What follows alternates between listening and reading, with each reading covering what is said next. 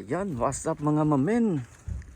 Official na mag-snow na dito after my premiere sa As Monetized channel. Ayan, ito na. Ito na, nag-i-snow na. Ayan. So, kailangan muna tayong nag-surprise ako. Hindi ko alam na ganito pala kalakas ang snow ngayon. No? So, linis muna tayo. No, mga mamen. So, ito na, winter na talaga. Ito na, nag-umpisa na ang kalbaryo dito sa Canada. Nandito na tayo sa Canada. So, ayan. Surprise talaga ako. Ito yung after my premiere. Ito pala. Nag-ano pa naman ako.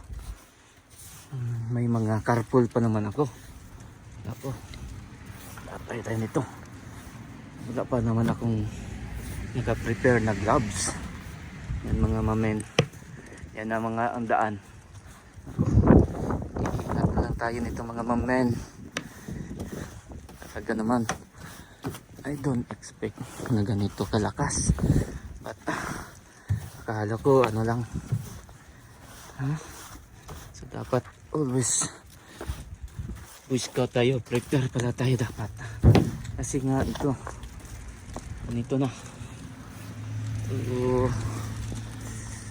lamig na ng aking kamay. Ano mamen? Ganito na naman ang buhay natin. Ayan mga mamen, ang lakas ng snow ngayon. Ayan, yan o. Ayan, napakalakas talaga mga mamen ng snow. So, ito na ang buhay ngayon sa Canada. Ibang province talagang talagang mas matindi pa doon. Mas matindi pa doon mga mamen. So, talagang malilate siguro ako nito sa aking mga carpool. Malilate siguro kami. Ito mga mamen. Lamig. Yan. Hopefully makakatapos na tayo nito.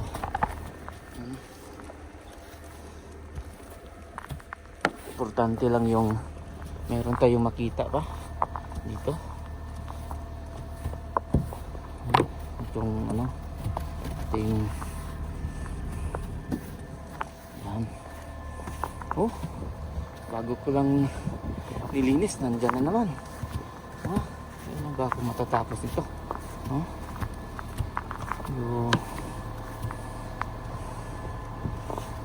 Mahirap ang buhay dito kapag ganito na, winter na. Kailangan talagang may prepare ka ng oras.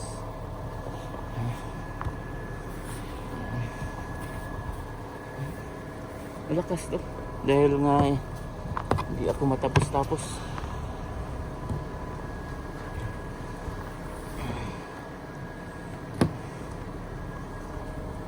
Yan mga mamin. Ay nako, okay na ito.